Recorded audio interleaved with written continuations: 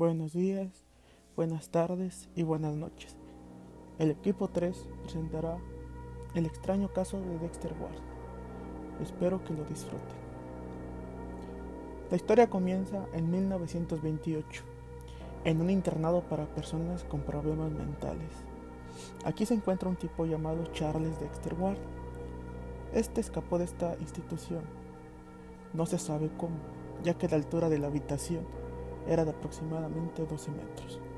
Este joven tenía 26 años, pero presentaba una condición bastante extraña, ya que parecía un viejo para la edad que tenía.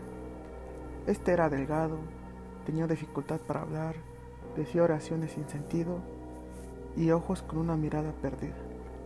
Los médicos estaban fascinados, ya que era una condición muy extraña. Sin embargo, no entendían cómo es que Charles había perdido unas manchas de nacimiento que tenía en la espalda. Y sin embargo, le había aparecido otra extraña forma en el pecho, una gran mancha negra. Antes de todo esto, Charles era un joven alto, rubio, delgado y sumamente inteligente.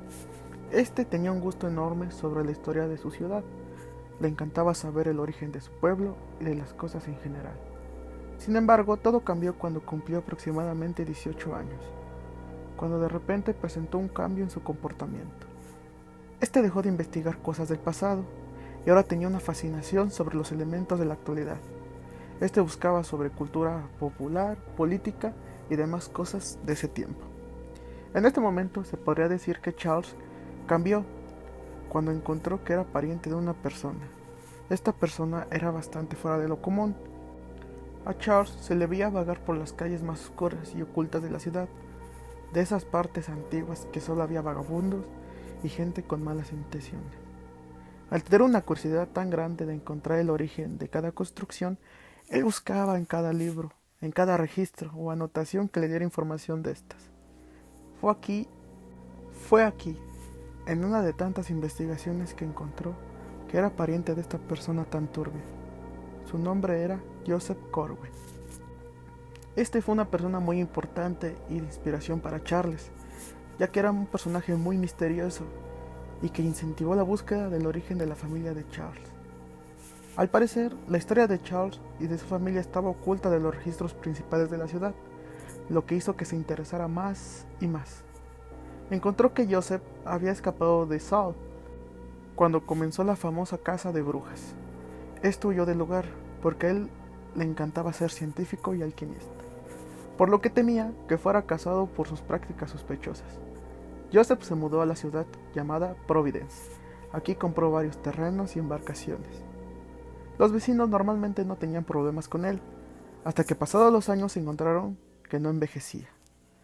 La gente empezaba a sospechar que era un brujo, ya que hacía experimentos extraños, por lo que pensaron que podría ser un mal para las personas de este lugar. A altas horas de la noche se escuchaban gritos y conversaciones extrañas entre los barqueros y marineros. Le tenían un respeto y miedo tan increíble, ya que Joseph parecía no envejecer.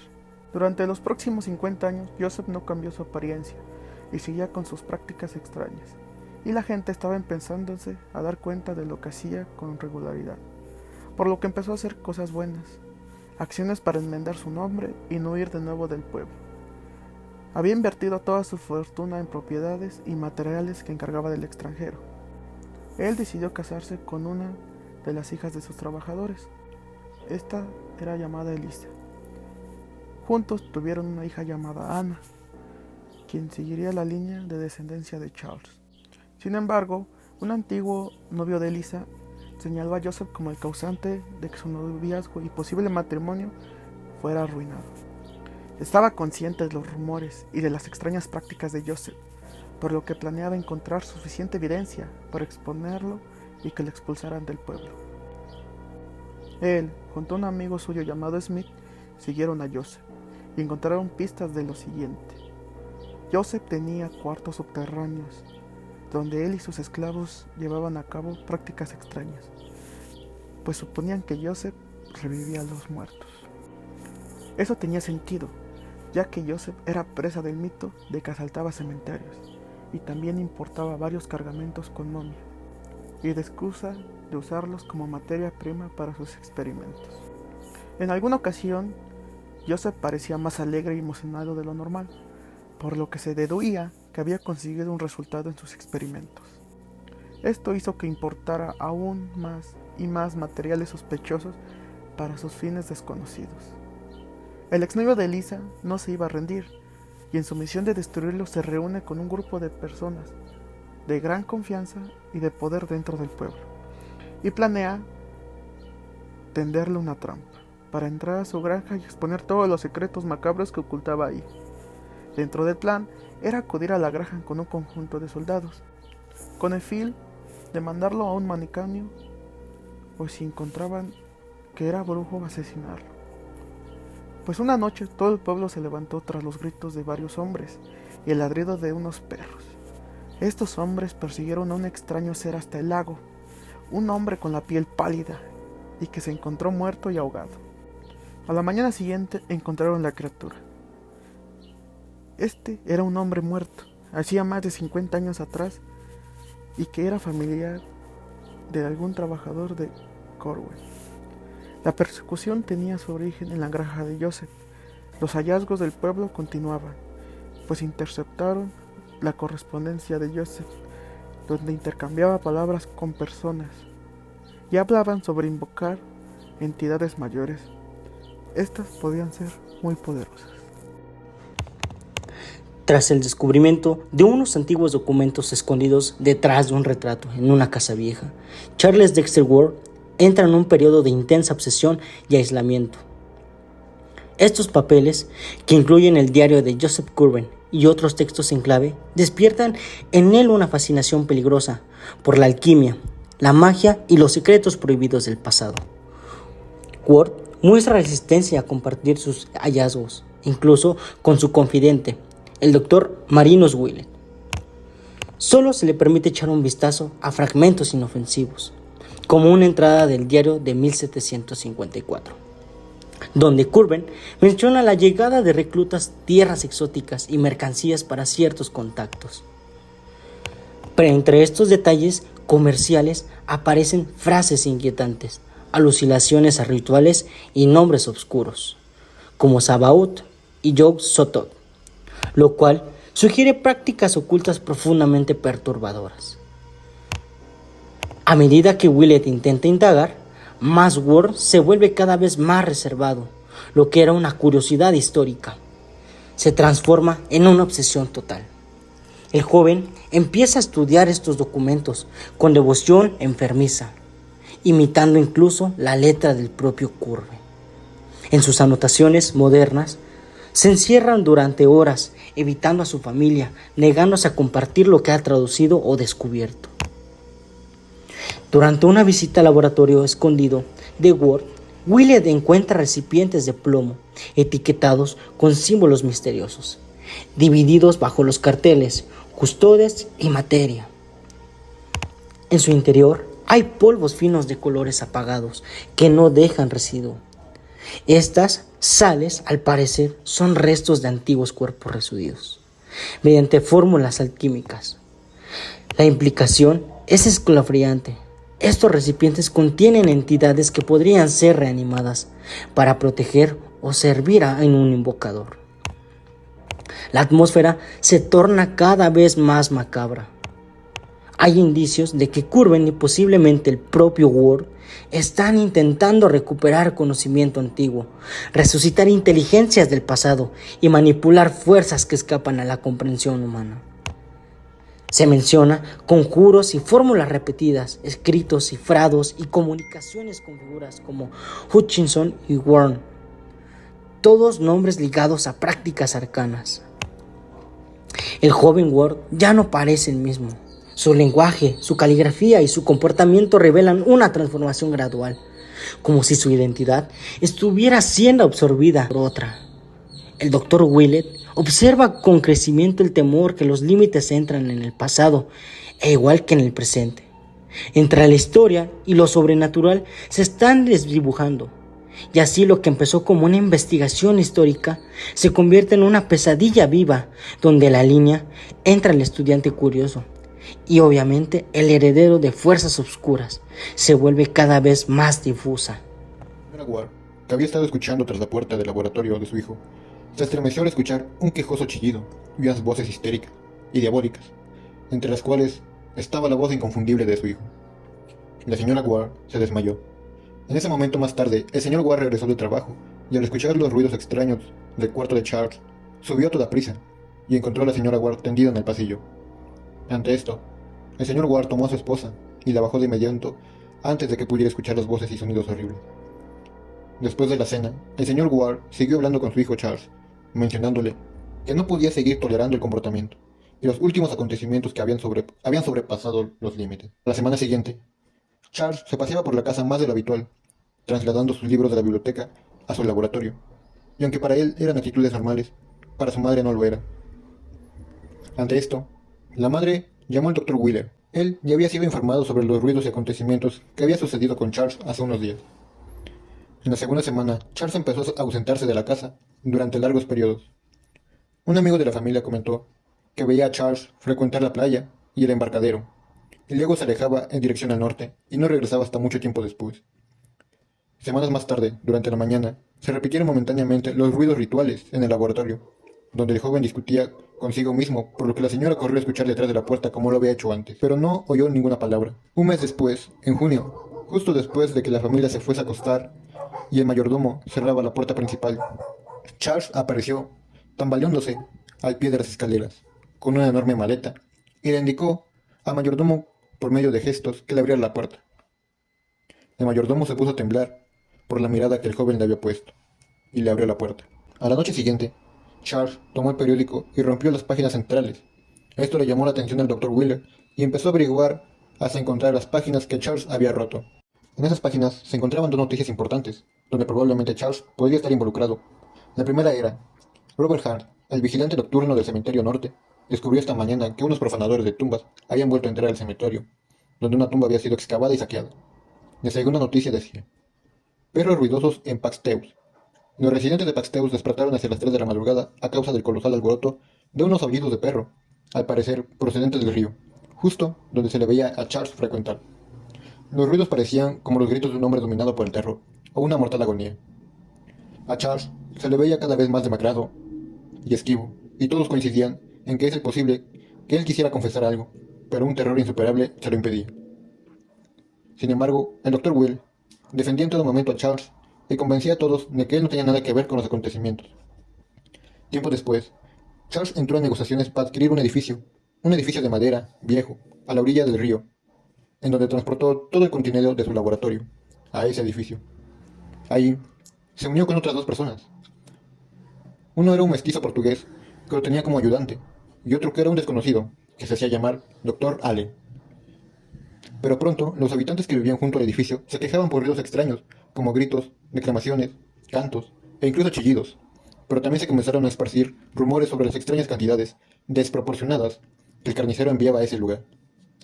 Y aunque los vecinos trataron de hablar con Charles y sus colegas, ellos no les dijeron nada, no les hicieron caso y siguieron como si nada. Un año más tarde, después de que Charles se mudó al edificio, le envió una carta al Dr. Wade, una carta donde Charles expresaba un gran sentimiento de terror y miedo y tristeza, hablando también de un fracaso mayor, donde le pedía al doctor que por favor lo visitara, para poder confesarle sobre sus experimentos, de que según él, había sacado a la luz una anormalidad monstruosa, y le pedía al doctor que por favor lo visitara lo más pronto posible. Sin embargo, el doctor llegó a su casa, pero Charles no estaba. A la mañana siguiente, el señor Ward se comunicó con el doctor Will para decirle que su hijo no había regresado a casa, y que el doctor Allen, uno de sus colegas del joven Ward, se había comunicado con él para decirle que el joven estaría un tiempo fuera de casa y que trabajaba en nuevas investigaciones. El doctor Ward y el señor Ward decidieron ir en busca del joven al edificio que había adquirido. Al llegar allá, solo el doctor Ward entró para hablar con él. Para su sorpresa, el joven ya tenía una personalidad irreconocible, con una voz extraña y crepitante. Y aunque el doctor Ward trataba de interrogar al joven para saber qué es lo que pasaba con él sobre sus investigaciones y las cosas extrañas que mencionaba en su carta, y sobre todo el estado de su salud, donde ya se veía muy deteriorado, y lo que más resultaba era una afección nerviosa que le impedía escribir normalmente. El joven solo desviaba el tema, y lo único que hizo para convencer al doctor fue mostrarle parte del edificio. Ante esto, el doctor se marchó. Después el señor Ward fue a visitar a su hijo, con la misma intención que el doctor. Sin embargo, tampoco consiguió nada para tratar de comprender las cosas. El señor Ward y el doctor Wally sabían que ya era necesario hacer algo cuanto antes para cuidar al joven Ward y tratar de curarlo. Para ello, decidieron llamar a los doctores Peck, White y Lehman, quienes los pusieron a corriente con todas las investigaciones e incidentes que habían ocurrido en todo este tiempo. Fue así como todas estas personas llegaron a donde se encontraba el joven, para trasladarlo a otro lugar. Y el joven no puso ninguna resistencia y lo llevaron al hospital privado, dirigido por el doctor White, en la isla de Konaniku, donde todos los médicos relacionados con el caso lo sometieron a estudios e interrogatorios detallados. Mientras tanto, el señor Ward y el doctor Willett trataban de localizar al colega del joven Ward, el doctor Allen, quien había desaparecido sin dejar rastro de dónde podría estar. El señor Ward y el doctor Wallet decidieron investigar por su cuenta, ya que los demás doctores no creían en sus rituales diabólicos, reencarnaciones, ni el vampirismo, cosa que ellos cada vez lo tenían más claro de que el joven Ward participase en todos estos. Por ello, iniciaron la búsqueda del doctor Allen, las investigaciones y la inspección del edificio donde vivía el señor Ward. El doctor Wheeler comienza a investigar más a fondo los vínculos de Charlie con su antepasado Joseph, un oscuro alquimista del siglo XVIII. Wheeler va descubriendo pruebas que sugieren que Ward no solo ha estudiado a fondo la vida de Corwin, sino que posiblemente ha logrado resucitarlo o revivir su conciencia a través de rituales ocultos. Se menciona que Corwin dominaba artes ocultas, capaces de revivir muertos a partir de sus sales esenciales. Un conocimiento obtenido a partir de textos arcanos y prohibidos como el neocrómico. Corwin había preservado estas sales y registros para que en algún futuro pudiera volverlo a la vida. Charles, fascinado de este conocimiento, se convierte en ese heredero.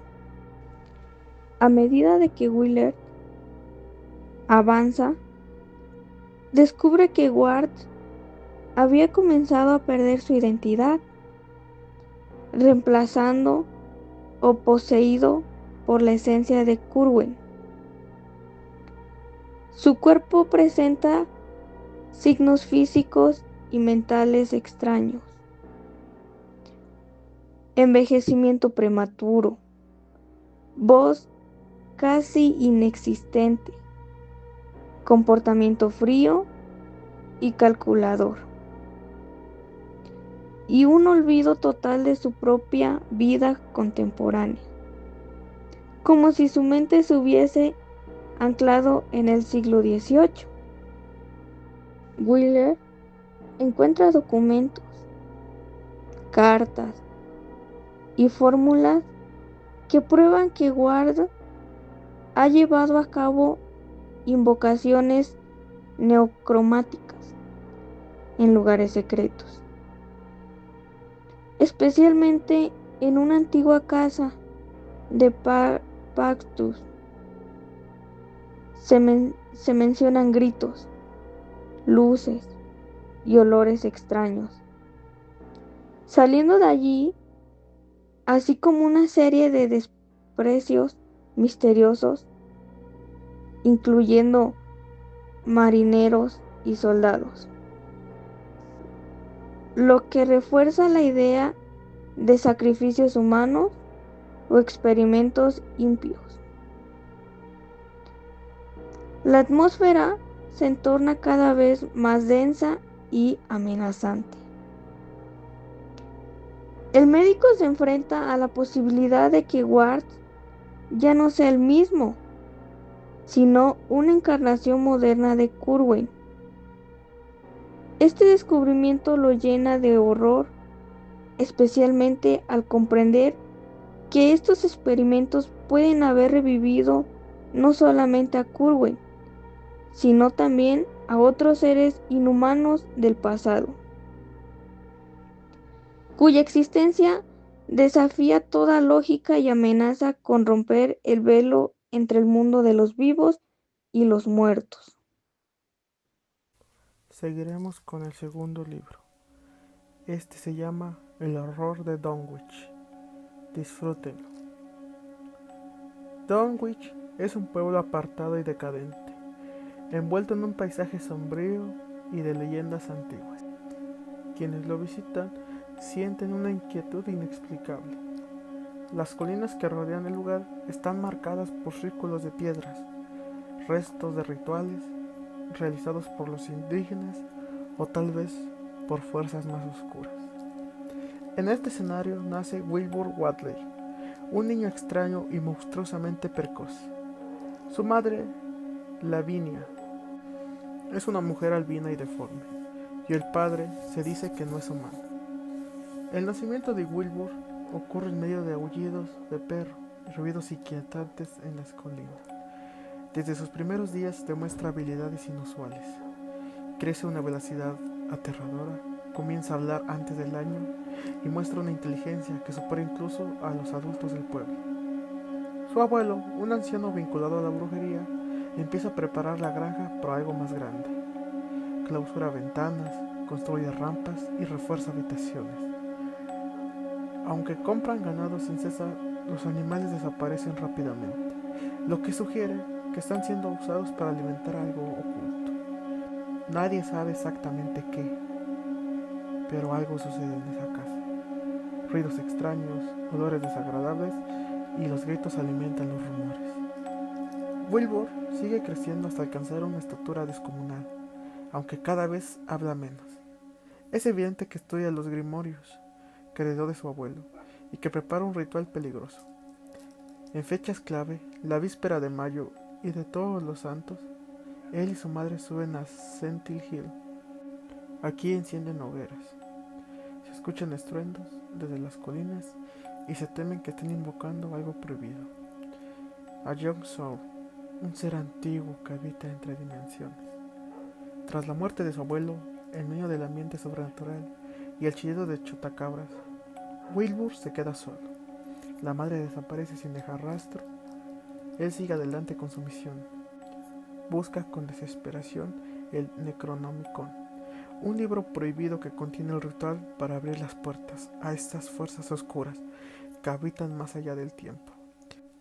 Y mientras lo hace, la cosa que en el piso de arriba vive, aquella que crece en secreto, Ese mediodía, espera. las 3/4 de los hombres de Dunwich hicieron una batida por los caminos y praderas entre las ruinas recientes de los Whateley y el barranco Cold Spray, examinando horrorizados las enormes y monstruosas pisadas, el ganado mutilado, la extraña y apestosa catástrofe de la granja y la vegetación arrollada y aplastada de campos. Desde abajo del barranco no llegaba ningún sonido, sino apenas una lejana e indefinible pestilencia. Aquí, los perros ladraban furiosamente, pero se mostraron acobardados y temerosos en cuanto se acercaron al barranco. Esa noche, todos se fueron a casa, y cada hogar o establo fue convertido en una barricada más sólida posible. A eso de las 2 de la mañana, un hedor inmundo y el aullido salvaje de los perros despertaron a la familia de Elmer Freed, que vivía en el borde occidental del barranco de Cold Spring, y todos empezaron a escuchar unos ruidos raros, una especie de siseos apagados o chapoteos procedentes de algún lugar del exterior. Y seguido, cuando querían llamar a los vecinos, los interrumpió un ruido de madera destrozada, proveniente de su establo. También un fuerte sonido de espantosos mugidos y pataleos del ganado.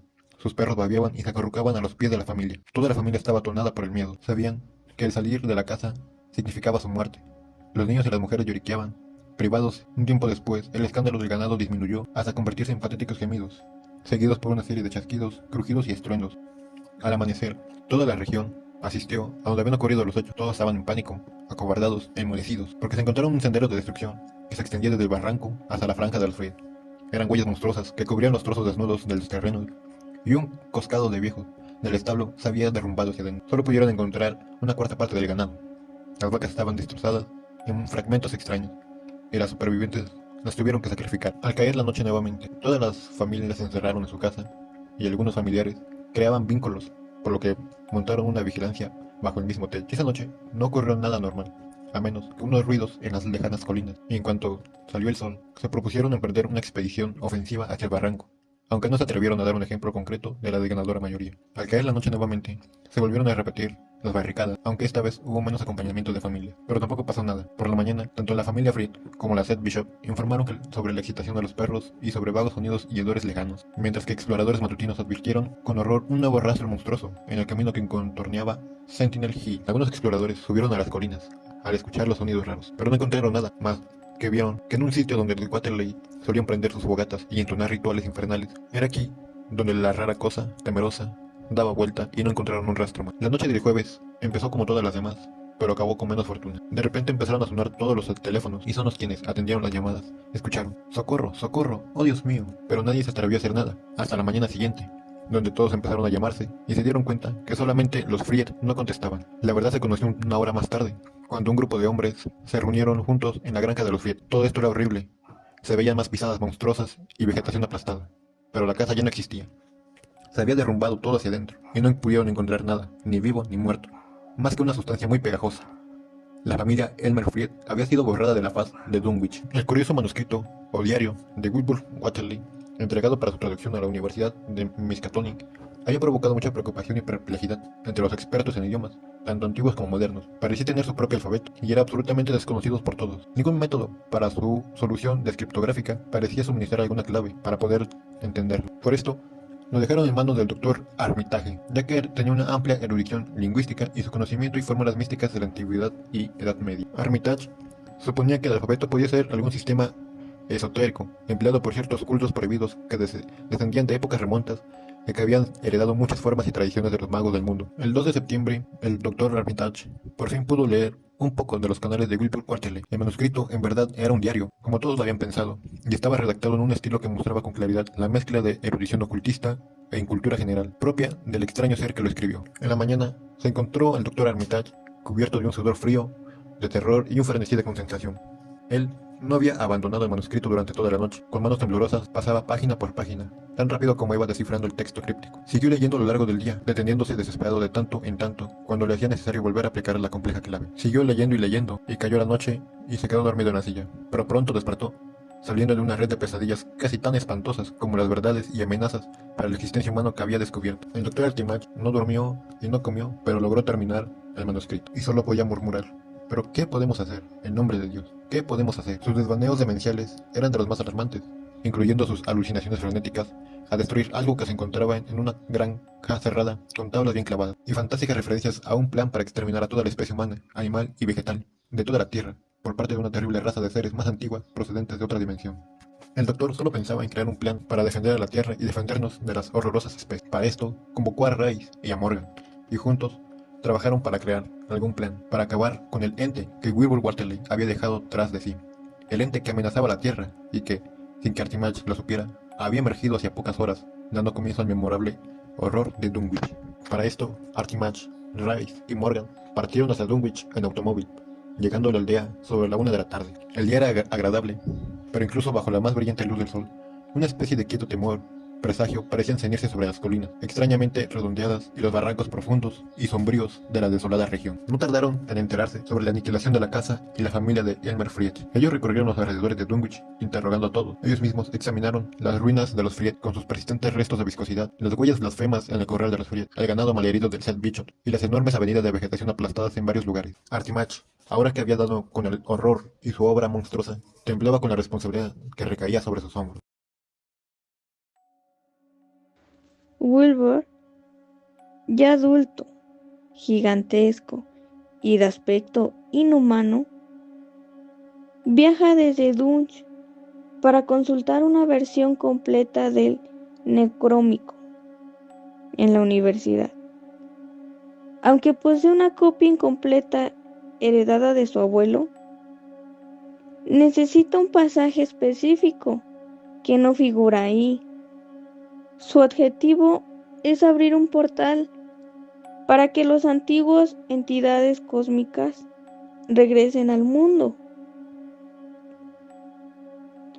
En la biblioteca, el Dr. Henry eruditó y custodió el libro sospecha de Wilbur. Al ver lo que está consultando Wilbur, busca un pasaje relacionado con Yoko, una de las entidades más poderosas del mundo. Armitage, alarmado, le niega el acceso al libro, lo que obliga a Will a intentar robar de noche. Durante su intento de robo, Wilbur es sorprendido por el perro guardián de la universidad.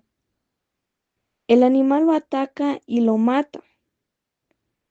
El cadáver relevado muestra un cuerpo completamente no humano, con rasgos monstruosos, tentáculos y piel inusual. Lo más impactante, Wilbur no era enteramente humano, sino una mitad humana, mitad monstruosa, encarnación de Yoko antes de morir. Will lanza una súplica telepática a su padre para que no lo abandone y continúe su labor. Armitage y otros académicos descubren el peligro latente. El hermano gemelo invisible de Will, o sea, la otra parte del experimento, creció y encerrado en una granja de Winch, está ahora fuera de control. Su crecimiento desmedido, invisibilidad y poder amenazan con destruir la región. Se desata una investigación mágica y científica para detenerlo antes de que abra el portal definitivo, que desencadenaría la llegada de los antiguos y la destrucción del mundo tal como lo conocemos.